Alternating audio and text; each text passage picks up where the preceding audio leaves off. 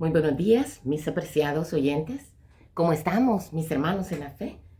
Gracias a Dios que en este día has podido abrir tus ojos, ver a todos los que amas, quienes te rodean, tus hijitos, tu esposa, tu esposo, tu abuelito o tu tía, con quien hayas crecido. Bendito sea el Señor por darnos la oportunidad de la vida. Gracias a Dios que tenemos también nuestro conocimiento, nuestra razón para poder distinguir entre lo que es correcto o incorrecto, entre lo que es justo o injusto. Algunas personas tienen esa dificultad de saber distinguir. Muchos, originado por el consumo de drogas o drogas de las permitidas, ¿verdad? Ciertos medicamentos o también otro tipo de drogas. Algunos también no tienen la facultad de tener conocimiento concreto y real de su existencia, de cómo ver las cosas. ¿Por qué? Porque han sido afectados tal vez por una enfermedad. ¿Y qué es lo que ocasiona esto? Que nosotros no podamos distinguir si algo está correcto o incorrecto. Bueno, sinceramente en estas lecturas vamos a ver que en la antigüedad existían personas que estaban apartadas para Dios, pero que también no podían distinguir entre lo que Dios quería, lo que le agrada, y lo que Él no quiere, lo que nunca ha pedido. Tal vez diremos que la distinción no es importante. Si lo vemos desde el punto de vista meramente en el aspecto espiritual, es bien importante. Si bien es cierto que el exterior no define nuestro interior, pero sí, el exterior también puede reflejar en su mayoría lo que tenemos adentro. No tenemos que dar tantos discursos, solo tenemos que vivir por Cristo. Bienvenido a Lectura de Esperanza. Para esta mañana leeremos en el libro de Ezequiel, capítulo 22, versículo 26. Reza las Sagradas Escrituras. Sus sacerdotes violentan mi ley y contaminan mis cosas santas. Entre lo santo y lo profano no diferencian, ni distinguen entre impuro y limpio. De mis sábados se escondieron sus ojos y me profanaron en medio de ellos. ¿Qué situación la que se estaba viviendo allí en el pueblo de Dios? La propia dirigencia espiritual estaban totalmente confundidos. No sabían distinguir entre lo profano y entre lo santo. ¿Qué es esto de profano? El diccionario define que profano es algo que no es sagrado. No sirve para fines sagrados, que carece de experiencia o conocimientos en una determinada materia, para el caso, en lo que respecta a Dios, a la adoración, a lo espiritual. También se dice que sinónimo de profano es algo que es secular, mundano, inculto, laico, algo que ensucia, que deshonra. Eso es lo que estaba pasando con los dirigentes espirituales del pueblo de Israel. Estaban haciendo una sola mezcolanza, confundidos totalmente. ¿Qué es la confusión? La confusión es la falta de orden, una mezcla, un desajuste, claridad, falta de claridad, de entendimiento, utilizar o tomar una cosa por otra. Vemos allí el caso de Nadab y Abiú. Eran hijos del sumo sacerdote de Aarón, allá en el pueblo de Israel, el primer sumo sacerdote.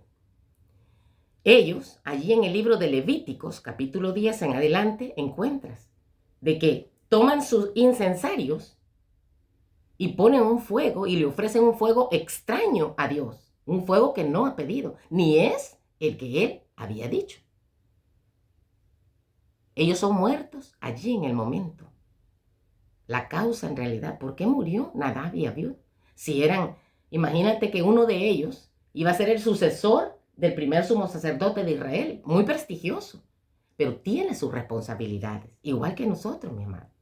Es bien prestigioso que digamos que somos seguidores del Maestro, de Jesucristo, del Salvador del mundo, pero esto también conlleva responsabilidades.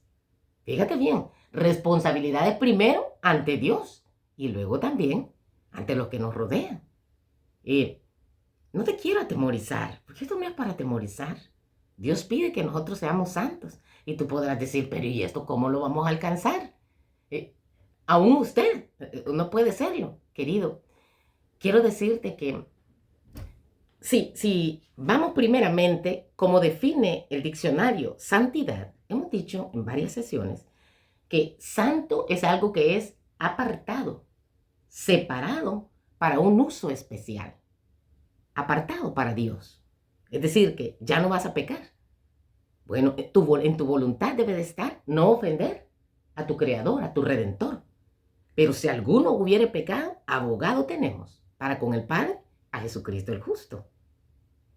No se puede adorar al Dios Santo de cualquier manera o según nuestro propio antojo. Tiene que ser según Él nos ha dicho en su palabra. Y fíjate bien, tú no puedes hacerte santo tú mismo, ni yo, no hay manera. Tenemos una condición pecaminosa. Necesitamos ser rescatados, salvados primero. Humillarnos, arrepentirnos, confesar nuestro pecado. Depositar todo en la mano de Cristo, quien es el que puede, quien es el que nos justifica y el que nos santifica a la vez. Entonces, la santificación no viene del ser humano, viene del que es santo. Solamente alguien que es santo, puro, poderoso, amoroso, puede darte santidad. Así, por lo tanto, Dios había ordenado al pueblo de Israel, a los sacerdotes, cuál era el fuego que iban a tomar y en qué momentos, en qué ceremonias iba a ser. No podía ser de cualquier fuego, tenía que ser del que Dios decía.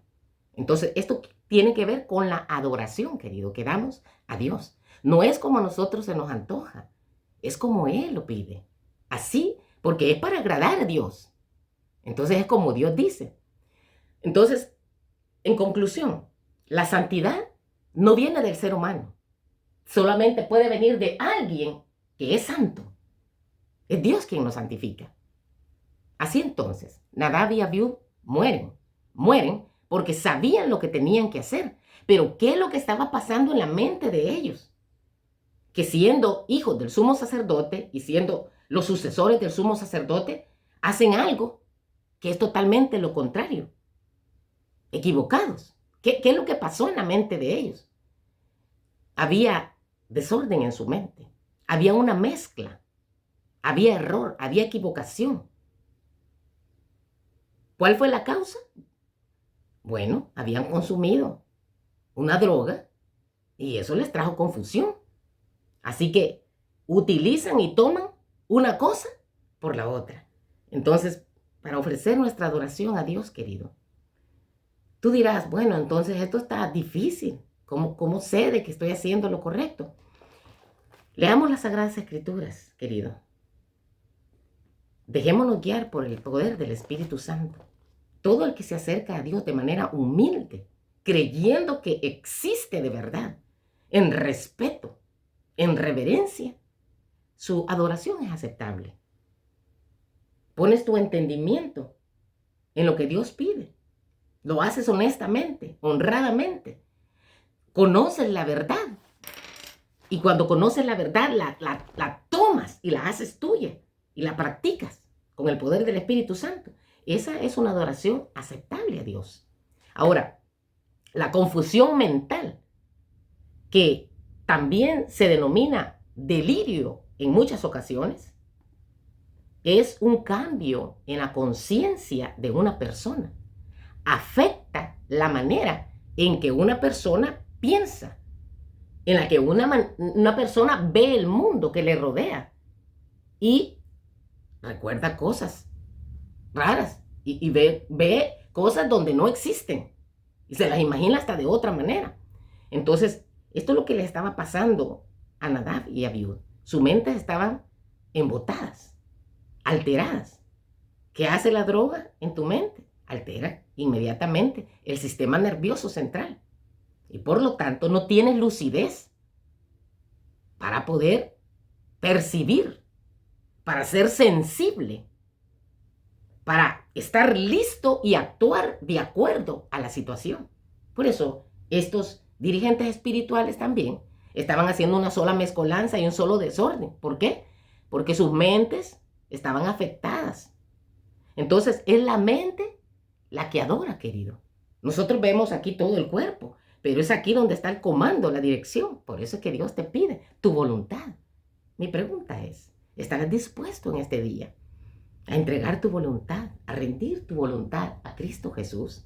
Él es el que puede y el que quiere hacer la buena obra en nosotros, en ti, querido joven, niñito, que me escuchas. Entonces, distinción es la acción de distinguir, acción y efecto de distinguir, diferencia por la cual una cosa no es otra o no es semejante a otra. Otra acepción de la palabra distinción es el galardón o título concedido a alguien, objeto material, que representa honor otorgado, ¿verdad? Así que aquí, en esta acepción, la palabra distinción es entendida como un premio. También distinción hace referencia a elevarse sobre lo ordinario y lo vulgar.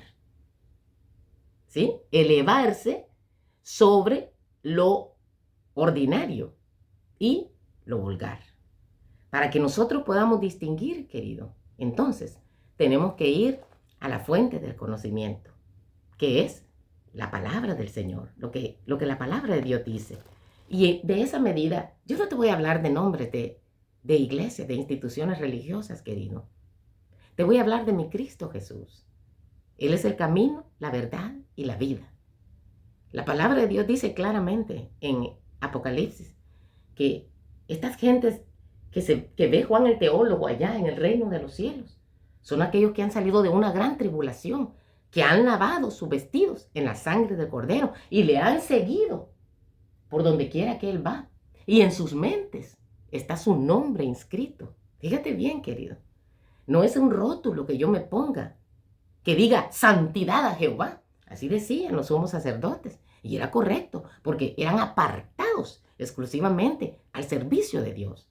Tú has sido llamado, has sido escogido desde antes que tú nacieras, jovencito que me escuchas, señorita, anticipadamente de que fueras formado en el vientre de tu madre. El Eterno te conocía, entendía tu vida, tus fracasos y tus frustraciones, tus desdenes, tu dolor, tus padecimientos.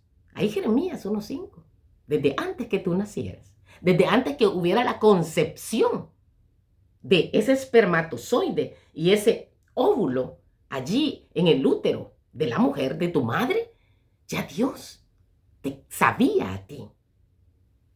Desde antes que fueras formado en tu madrecita, el Eterno ya te conocía. A veces, tú como joven, como adolescente, si te muestran rechazo, tú te desmoronas con tal de agradar a tus compañeros, a compañeras, a tu esposo o a tu esposa o a tu vecino.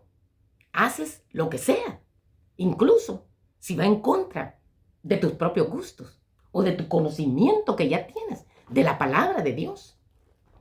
Es un desafío grande el que tenemos como persona, tú como joven, como niño, como señorita, como adolescente.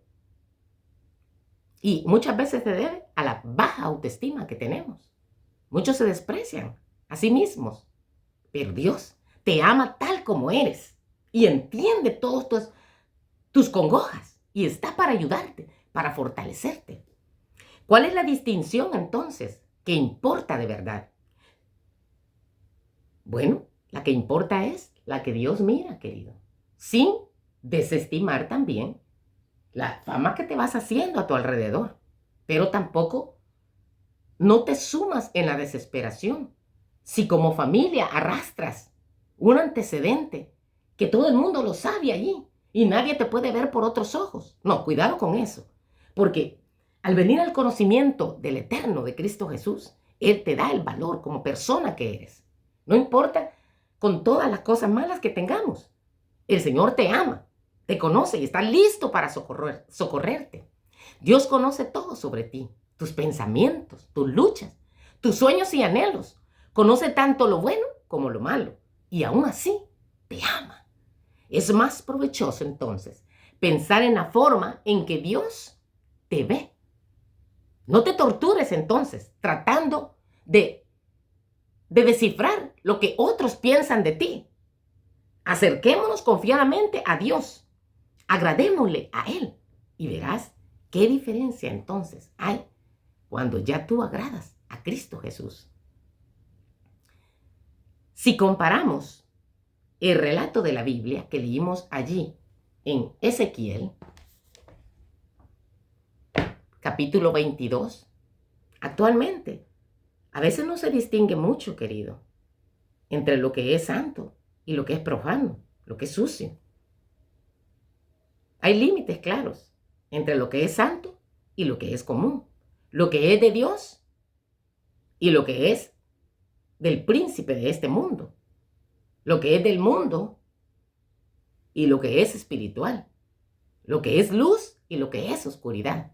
Saber distinguir, sabemos enterarnos y vivir con todo nuestro ser la voluntad de Dios en su palabra santa. Al respecto, se escribió en una revista llamada Señales de los Tiempos en 1881 que quien quiera puede observar sencillez en todos sus hábitos, dominio del apetito, control de las pasiones, podrá conservar fuertes, activas y vigorosas facultades mentales, rápidas, para percibir todo lo que demande pensamientos y acción, sensibles para discriminar entre lo santo y lo profano, y listas para dedicarse a toda empresa que redunde en gloria de Dios y en beneficio de la humanidad. La relación entonces entre tú y Dios es sagrada, querido. Es especial. No permitas entonces que nada ni nadie que sea común interfiera entre tú y Dios. Voy a ponerte un ejemplo. Mira qué sencillo. Cuando vemos ahí en el libro de Génesis, el primer libro de la Biblia, que significa origen, Dios instituye dos instituciones allá en el Edén. Una fue el matrimonio, que es entre un hombre y una mujer. Date una vistita a tu alrededor. Y quiero decirte, tú que eres lesbiana, tú que eres homosexual, o tú que tienes relaciones sexuales con un animal, Dios te ama, que no te quepe la menor duda. Dios te ama, porque a ti te creó como un hombre y como una mujer. Pero el pecado ha logrado que la imagen de Jesucristo se desperfeccione en nosotros los seres humanos. Pero para eso apareció Cristo Jesús, para deshacer todas las obras de Satanás. Si tú se lo permites, ¿abrirás tu corazón a Cristo Jesús? No importa quién seas, ni de dónde seas, ni la condición que tengas. Dios te ama y Él te ha aceptado, te ha hecho un lugar en su familia. ¿Vas a despreciar este llamado? Mi invitación para este día es que abras tu corazón, tu voluntad, tu mente al llamado tierno y amoroso de Cristo Jesús. Empieza una relación con Él.